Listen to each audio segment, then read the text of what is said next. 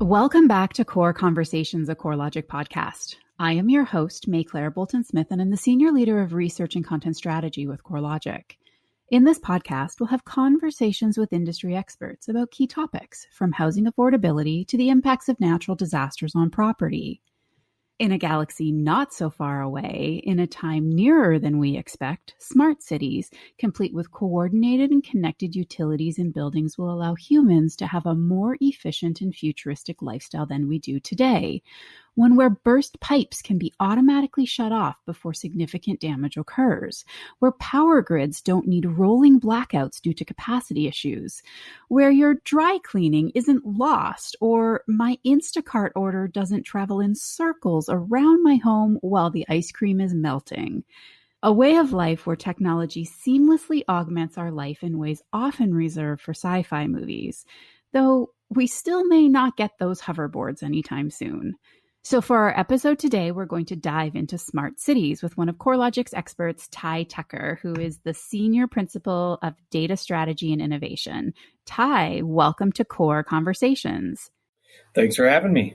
All right. So to get us started today, can you tell our listeners a little bit about your background and your role here at CoreLogic? Yeah, absolutely. As mentioned, I currently serve as the Senior Principal of Data Strategy and Innovation at CoreLogic, where I oversee corporate data strategy. Data strategy for, a lot of places is kind of classified a variety of different ways, but my primary focus here at CoreLogic is to determine how to utilize our data to create competitive advantage, to determine ways we can enter new markets, and ultimately drive new product and platform capabilities that we previously haven't done. My background's real heavy in consulting and startups. I've spent the better part of 20 years consulting for some of the largest organizations in the world across a variety of different industries and sectors, and have had the joys of living the startup life of working 9 a.m. to 5 a.m. The next day, constantly looking at data, figuring out ways that data can actually solve some of our world's biggest problems. Wow, fantastic. I love that, how data can solve some of our world's biggest problems. So I'm glad you're here with us today. And I love this concept of smart cities. It really does, in a way, seem like a far off futuristic concept, but it's really not. They really do have the potential to change how we live, work, and play within our local environments. And they're really not a foreign concept. So, Ty, how do you see the smart city landscape evolving over the next 5 to 10 years? Well, the next 5 to 10 years would be extremely interesting. If you kind of look at where we are right now, we're very much focused on just IoT devices, right? Mm-hmm. IoT devices in the home, kind of out and about, where especially now with the pandemic, we've been using QR codes for menus. We're monitoring beer taps at a bar. We're having, talking to probably Alexa and Siri more than we actually talk to our neighbors at this point. So really, we are focused on, we've got the kind of the smart devices that are being created. We're seeing all sorts of new ones pop into the market. We're seeing water sensors for pipes to be monitored. We've got the lights. We've got everything that you could kind of imagine around media and entertainment, being able to control a lot of things through voice. But really where that just kind of sets us up for is, being able to connect them into ecosystems. It's one thing to have a smart, lights and smart microwave or, something along those lines. But if they're all disconnected from one another, they're not really creating an ecosystem that's intelligent or, smart, so to speak. It's one thing to say, okay, I'm going to open up my app for my Hughes lights and I'm going to control the lights this way. And then I'm going to open up this, thermostat app over here for my Nest and change the air conditioning. Well, as we try to kind of connect these things all together into a unified experience for consumers, for eventually for cities themselves, it's really going to be able to augment kind of the evolution of smart connectedness, if you will. So right now, we really are focused on the IoT devices just within the homes. Eventually, homes will connect to cities, and we started to see this within multifamily housing, apartment buildings, condo buildings, where we're having elevators being monitored to try and optimize. So you're not waiting for 10 minutes for an elevator to get you down or up the stairs. We have devices that are monitoring HVAC units to let buildings know when preventative maintenance needs to be done, things along those lines. And we see those again just really in the apartment buildings at this point, but they're still not connected to the city overall. And that's where I really start seeing us kind of going here in the next 5 to 10 years. And, we're seeing this in cities all over the world right now, where some cities are further ahead, some behind. But these buildings will eventually be connected to maybe not necessarily a government-sponsored city application, if you will, but they'll have the ability to connect to kind of the greater population within a cityscape, right? And where we start seeing that it's going to be things around optimizing transportation, energy utilization, mobility of people in general, right?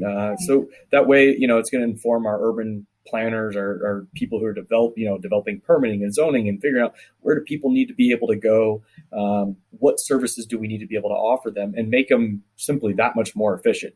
I don't think anybody is particularly keen on sitting in traffic all the time or paying really high electricity bills. That's where these smart cities can really come into play. It's not about trying to create some pervasive sci-fi, I'm going to go, talk to every device in the city type situation, but it is about seamlessly integrating elegant technology use cases to just make life a little bit easier for all of us and do away with the annoying parts of city life, if you will. Right. Wow. You touched on so many really important things there, Ty. And so the first thing I did want to mention is you just said IoT, and we just want to define that is the Internet of Things. We've talked about IoT a little bit on this podcast before. We talked about innovation. We've talked about smart homes a little bit, just in some different topics. And I think that topic of smart homes is one people are maybe a little bit more familiar with. But what I love that you're talking about, what we're going to dive in today, is the connection of those smart homes and really the value of what does it mean for the average person for their entire city to be connected. So thanks for getting into that. I guess if we think of, you've talked about great things of where we're going, what are the biggest barriers to getting there? I think the barriers are similar to any sort of major city project. It's communication and coordination. It doesn't matter if we're trying to build a new highway somewhere or, get some new multifamily housing put up somewhere. The reality is you've got so many different parties and groups that are involved with things. And then, when you're doing city design, it affects tons and tons of people, millions of people oftentimes. So you've got to take a lot of different opinions into consideration.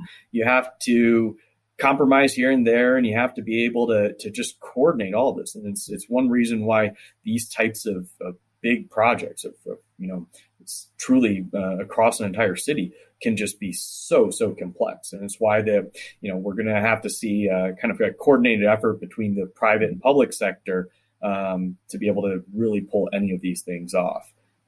It's not an easy thing to solve, but there will be kind of a critical mass over time, I think, where, more people have smart devices in their house. Then eventually their house is something akin to Iron Man, where you can just basically control everything in your house through your voice. And then eventually, we are going to be getting into more houses being connected up to the various utility services and whatnot, and people being able to make decisions when it comes to urban planning around all this new data that's being generated. Right. And you triggered a thought there when you said something, Ty. And I thought about, if we look at this past year in particular with the pandemic, we are seeing a pattern of a lot of people leaving metropolitan centers and moving to suburbs, moving to smaller communities. Does this play into things at all? How does this, migration, if that's even the right word, of people moving out of cities, how does that bear upon smart cities with people leaving them? I think it makes some things a little bit more difficult, right? I think one of the reasons that it is so difficult to do a smart city, and especially in America, is because of the kind of urban sprawl that we have. The concept of a city used to be, a couple blocks in a downtown area. Now, you look at some cities like Houston, and I tell you, it stretches for about 150 miles or so. And I think we're going to continue to see those types of people migration. And that's why really, smart cities will evolve into kind of a smart regions. And where we'll see that come into play is more from the regional utilities, power grids, things along those lines. It may not be a fully integrated technology solution across, say, an entire state or multiple states. But eventually, the utilities themselves will probably start having devices within homes that will give kind of at least a feeling of connectedness across entire regions, Right. mainly just to optimize our energy supply chains, really. Right. Yeah. There's so many benefits of this, and my brain instantly goes to there must be some concerns as well. So, what are kind of weighing that pros and cons? What are some of the concerns of smart cities, and how does that weigh across some of the benefits? I think the two big concerns probably are always around data privacy and kind of a Big Brother-esque type, Yeah. situation where, if somebody's collecting this data, they're monitoring us, and with a lot of data, you can figure out a lot of things. Good things Yep. in the case of healthcare and optimizing traffic, reducing bike fatalities, things like that. That's great ways to utilize a lot of this data. But at the same time, yes, you can use it to monitor citizens in ways that, probably aren't appropriate for the laws and regulations that we have. So it's a fine line, that you deal with any new technology, any sort of new data. We see this, as a constant conversation that happens, Sure. within government groups, within, government watchdogs, if you will, as well, just to figure out, hey, are people using this data for good or for evil? Right. Yeah. And that's a level of anxiety for a lot of people, I think, with just the way the world is going today with so many electronics. And I It think there's, is. It yeah. is. But at the same time, it brings up kind of a unique position, I think, that a lot of Yeah. people don't necessarily realize. And that's that data privacy is you're basically okay with data privacy being a little bit violated if you're getting something out of it, right? A convenience factor. A great example is Amazon, right? Yeah. Amazon gives us some of the best recommendations. I love shopping on Amazon. I find about 10 new things to add to my cart just because I clicked one thing. Not so great for my bank account, but really is a convenient experience as far as my online shopping goes. And the only way they're able to give those really good recommendations is because they're monitoring, they're monitoring my website usage. They're monitoring how I interact on the web. They probably to some extent are using IoT devices to monitor a variety of things to be able to give better recommendations for things that I want to buy. Right. Yeah. I'm okay with that as a consumer because it's ultimately making my life, easier, a little bit more convenient. Where you get into trouble around data privacy is when people don't feel like they're getting the benefit. They're essentially having their privacy violated, but they're not getting anything in return. And that's where the balance will always remain. And it'll be tricky to navigate. Yeah. Yeah. That information security side of things really is definitely probably a concern of many. And the idea of both either their personal home or city being hacked or the government monitoring every action. We often talk about encryption. Is there a way of encrypting data to protect homeowners in cities, or would we fundamentally lose all privacy with the smart city concept? No, I think there's absolutely ways to protect our privacy. I think, we can do it through encryption, and as uh, with the advent of 5G, it's giving us more, I Mm, guess, power to be able to better encrypt our data supply chains, going from device to device through that improved connectivity and improved speed. 5G really will allow us to be more effective in protecting the connections of IoT devices that are connecting to everywhere. That being said, that's all great, but then every vendor out there also gives you a end user license agreement, which nobody reads. It's about 100 pages that you click right. right when you set up a new account with your new device, and you say, "Oh, read the terms and agreements." Nobody does. Sure enough, you basically are oftentimes giving your rights to that data for them to monetize, for them to utilize in a variety of different ways. So there's definitely going to always kind of be that situation where, as much as I love to say that people are going to go out and build devices that augment, our lifestyles and, have a lot of benefits to them, they also need to make money as private companies, and they oftentimes do that through data. So as a consumer, you've got to kind of always, weigh that component of things of, does this company bring enough value to me for me to allow them to use my data, right? And how much of that data are they going to be utilizing? That'll be a constant thing. The encryption is one side of it, and that's what I consider hard security, right? But at the end of the day, the soft security component of it is that if a user just says, sure, you can have my data, there's not a whole lot you can really complain about after that. Right. So it's understanding what you're agreeing to. And I think that's just being aware of every one of these devices that we bring into our home. It's happening, and just kind of understanding that. Yeah. It does. It has lots. And, we do have certain protections in place.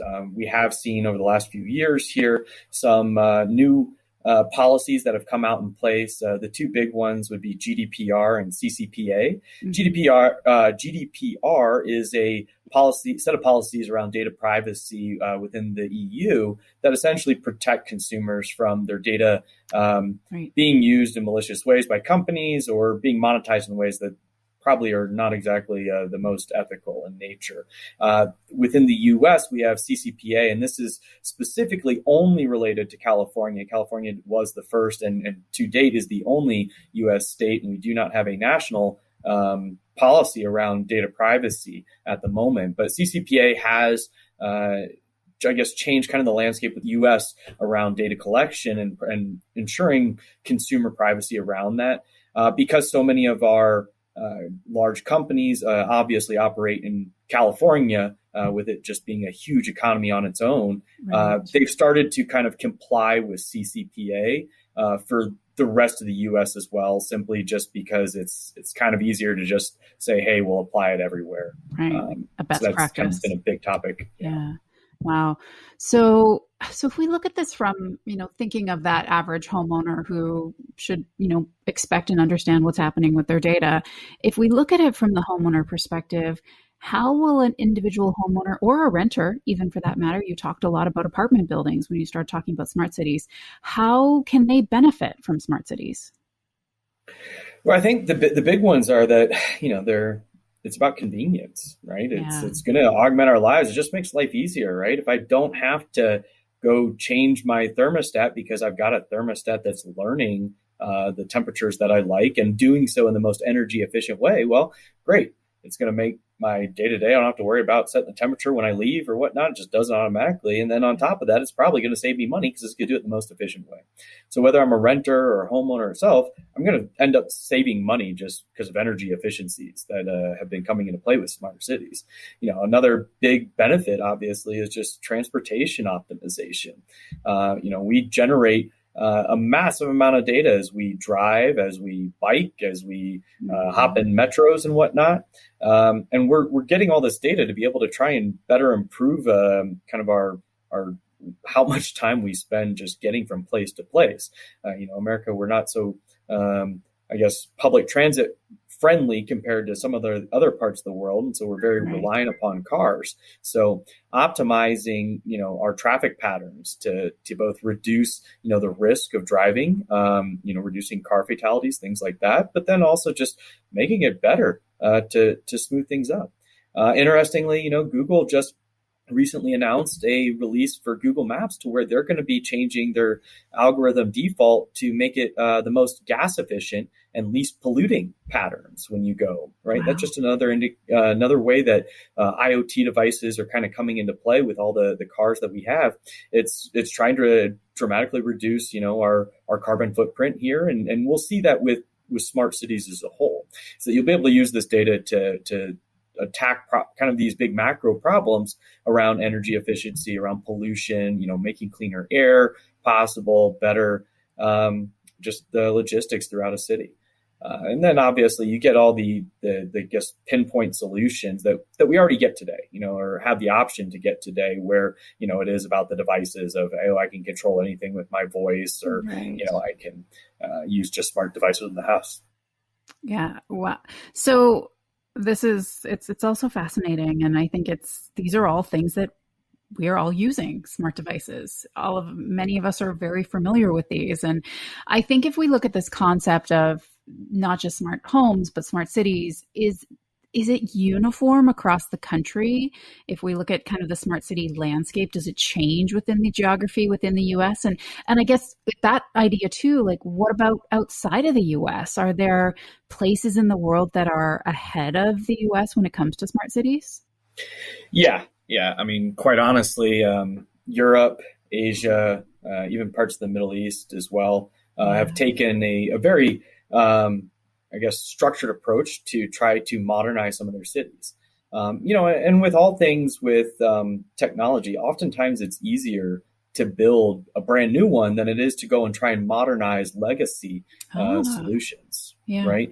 And so in certain areas like China, for example, where they've just had massive population growth and they just are very good at urban planning, and they will go build a new city and say, hey, we're going to build a new, 20 million person city and everybody going to move here, but we're building it from the ground up, and they're doing it really, really quickly. So they're doing it in a way to integrate technology Wow. into this as well.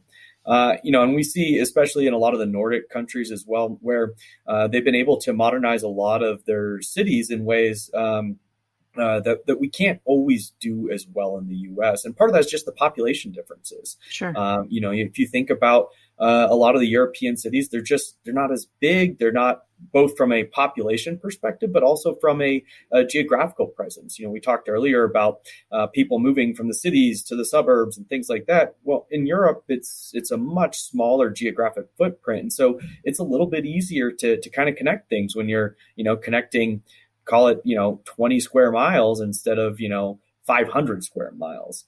So there are places that are a little bit further ahead of us, and some of that also comes down to just the types of different governments that exist, and how much government can be involved in urban planning. The U.S. here, we have a very kind of hybrid approach with a lot of private companies partnering with public, but it's relatively slow at times. And Hmm. there's a lot of red tape, and especially in some of these cities, these municipality governments, they may not necessarily have the people bandwidth to be able to try and bring something like this to bear. So they have to rely heavily upon private sector companies to do so.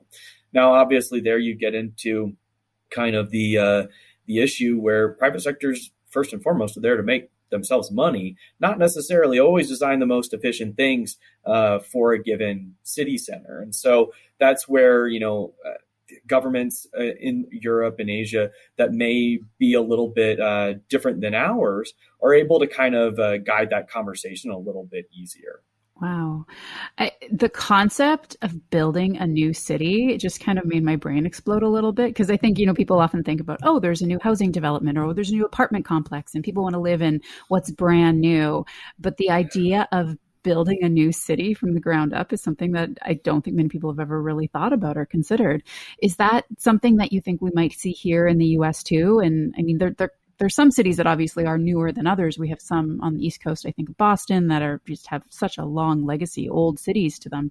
Would it be easier to rebuild a city if it were a newer city, or what do you think is going to happen with that here in the U.S.? I mean, it's definitely not easier to implement these types of things in existing cities. It's the Mm-hmm. same reason when, hey, if somebody wants to put a new, uh, uh, you know, a metro line in a new city, it takes forever, and it usually never gets done anyways, right? Because then you've got to build right through people's houses where buildings already exist. So yes, it would be really amazing to be able to go ahead and build new cities entirely here in the U.S. And I think that there's been discussion around it. You hear every now and then of some new developer saying, "Oh, we're going to go build the next big city. It's going to be the smart connected city." But there's the kind of paradigm that has to exist of jobs and livability and everything. I think the pandemic changes a little bit of the conversation, quite honestly, in the sense that remote work has become obviously a little bit more mainstream at this point in time, and Mm-hmm. we could see cities that are relatively new cities, call them remote havens, if you will. And I know that a lot of smaller cities here in the U.S. are actually giving stipends and incentives for people to move to their cities now that remote work is a little bit more more mainstream, right? But I don't know that we're going to see any just say, hey, I'm going to go build a 20 million person mega city here, and it's going to be the best and brightest in the world type kind of situation. We that's just not really how we do things in the U.S. I feel, like I said, you see that a lot more in China and some of the other Asian countries that are, I guess, a little bit more likely to do that. One of the things that you will see is around new developments, right? New neighborhoods, was you mentioned. We will start seeing smart neighborhoods. We'll see connected neighborhoods to where a lot of these devices and solutions are kind of built out and tested. We've been having a lot of conversations at CoreLogic with a variety of different builders, right? And where it's very interesting to hear how they're leveraging and partnering with a variety of different technology vendors that have these devices. I mean, it's becoming almost a standard in a lot of the new builds that are happening, especially in the suburbs, where you better believe that this house is going to be a smart house at the very least. So you'll have smart appliances, smart energy systems, and that'll be much, I think, will happen a lot more going forward, especially on the new build side. Again, with the trying to retroactively modernize older cities, older homes and whatnot, it's not going to be as easy. It's usually not as cheap, but it'll come. Yeah. As I hear you talk, my brain's going in a bunch of different directions. And I kind of went to the thought of it feels very Disney-esque. And I know back in the day when Disney created Epcot Center, the original plan for that is they wanted that to be the city of the future. And it just sort of evolved into a theme park, but in a way, kind of a visionary ahead of its time in many ways with the development of Epcot Center. It is. And to some extent, I think we've realized that solution, right? To not quite to the Epcot experience, right? But we are seeing things kind of, these work, live, play developments, right? Where there's centralized developments where, we do have a lot of commercial development. We have restaurants, we have shopping, we have offices, right? And then we have, people that have got their houses and townhomes and condos that are built right within the community itself. And it's kind of like a mini city right there, right? And that's where I think, at least within the U.S., that there's a prime opportunity to at least try some of these types of new development methods to integrate technology seamlessly into these homes, these work, live, play scenarios, right? And we're seeing this, a good example is parking, right? A lot of these work, live, play places will have parking apps and parking lights that basically says a spot's open, right? Come here, how to optimize those types of things. So instead of you circling, for 10 minutes trying to find the closest parking spot, it just tells you on your phone or on your navigation, within the car itself. So I think we're going to continue to see those type of plays specifically within the US. And especially with the millennial generation kind of coming into their prime homeowning age frame, if you will, right? Millennials are now moving into the process of becoming homeowners themselves. And there is a generational component to smart cities and IoT. The younger generations have adopted technology. They grew up with it many times to where they expect to be able to just call out to Alexa and say, hey, where's the nearest, sushi place, right? And we're going to see that, I think, with the newer builds and newer communities, just because the younger generations are going to kind of expect it, and they're willing to pay for it.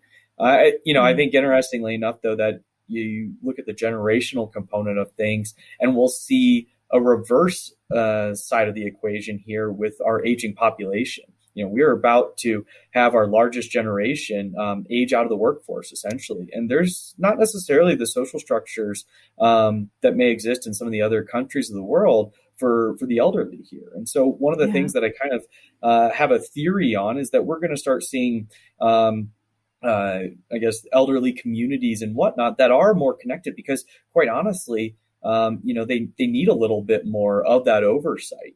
Trying to teach my grandmother how to send a text message was a nightmare, but she's very adept at yelling at Alexa. She's great at yelling at Alexa. And so that's kind of a component where it's very unique in that we get to see people who don't necessarily aren't the most technologically oriented people, but because they've been using their voice for for their entire lives, they're capable of interacting with technology in a way that we don't necessarily think about. And so I think that's going to give kind of an integrated support network to families, extended families, to where maybe, they don't know what to do with an aging parent, an aging grandparent. And so these communities for the elderly are starting to pop up, and they're having more of these integrated capabilities to where, they can just through their power of their voice, change the thermostat, change the TV, call, their grandkids through a video thing. And they're not trying to have to figure out new technology because, the connected devices are voice activated. And so I think that's going to continue to push at the other direction of the generational gap there, to where we're going to see more of these things popping up all over the U.S. Yeah, I totally agree with you. I see it happening. I live in the Silicon Valley and in California, in the Bay Area, and it's just a tech hub where we are. And a lot of the things you mentioned, we run into every single day. The parking is my favorite, with the little lights that show you where you can park. It's such a brilliant invention. And we have a lot of those around here. And I think just beginning to see more and more of those, and seeing technology become more accessible and easier to use for all generations, because it's like you mentioned, like the next generation that's coming into the workforce, they've never known any different. They only know about technology driving every part of their lives. But to see it evolving for our grandparents to know how to use Alexa and be able to communicate with devices is really kind of a remarkable achievement of technology to make it something that is so usable by everybody, which is really kind of cool. Absolutely. Yeah. Okay. So I could talk to you all day, Ty. This has been really fun. So I think to finish off today, can we tie this back a little bit to what are we doing here at CoreLogic? How do we intend to be part of the smart city landscape moving forward? Well, CoreLogic does everything property data. And obviously with all these new devices that are coming out, there's a prime opportunity to really be able to leverage this data in intuitive ways. We're very much about helping people be able to find, buy, and protect their largest financial assets, a home typically. And so through that, we really are looking at this kind of from the protect side of the equation here. Okay. It's interesting that 86% of all insurance claims, housing claims, are related to fire, theft, and flood, non-hazard related. So, not like a hurricane coming and flooding their house, but a broken pipe or something along those lines. And so these are kind of areas that really can be tackled through smart devices and through connected housing, right? We can put water sensors either on the main shutoff valve, and that way if a pipe bursts, they can automatically turn the water off to the house. We can put sensors near water pipes to identify if there's drips, say from an HVAC condensation plate boiling over or something along those lines. Obviously, smoke detectors, carbon monoxide detectors, anything that could signify that, there's an electrical fire, right? To prevent that possibly. And at the very least, notify proactively the emergency services to be able to handle that. And so then obviously the security component of things, that's a lot of people have been investing in, security, home security, cameras and whatnot. And it's become very easy to connect those up to, all the voice activated things and let what's going on around your house. These are three areas that we really see as opportunities. And, we're looking to partner with some of the vendors that are out there and the builders themselves that, as I mentioned, are starting to put these in the new buildings and new developments. We want to make sure that our customers, a lot of the large lenders, large insurance carriers are able to help their customers, the actual end users, the homeowners, mitigate this risk. It's interesting that anytime you have a insurance claim, you actually have a higher likelihood of defaulting on a mortgage. There's a direct analysis or direct correlation between those two things. And that's why, it's better to be able to try and either prevent or mitigate the damage around a house, through any of these types of scenarios, if we can help with that. And so that's, one of the things that we're looking to do is, like I said, partnering with these vendors to be able to help do this analysis. And then in turn, just to protect the houses that the Americans are living in. So. That's so great, Ty. And that topic, I think, is one that we'll probably dive into a little bit more in core conversations and in time as well, too, as the insurance industry really moves from being a response industry of just paying out claims to becoming more of a how can we mitigate and prepare to eliminate some of these claims that do happen. So I think this is just one part of that equation. So Ty, thank you so much for joining me today on Core Conversations, a CoreLogic podcast. Yeah, thanks for having me. It's been a pleasure. All right. So for more information on the property market and the housing economy, please visit us at corelogic.com/insights. Thanks for listening. I hope you've enjoyed our latest episode. Please remember to leave us a review and let us know your thoughts, and subscribe wherever you get your podcasts to be notified when new episodes are released. And thanks again to the team for helping bring this podcast to life. Producer Ria Tarakia, editor and sound engineer Romeo Roman, and social media guru Mike Wojcik. Tune in next time for another Core Conversation.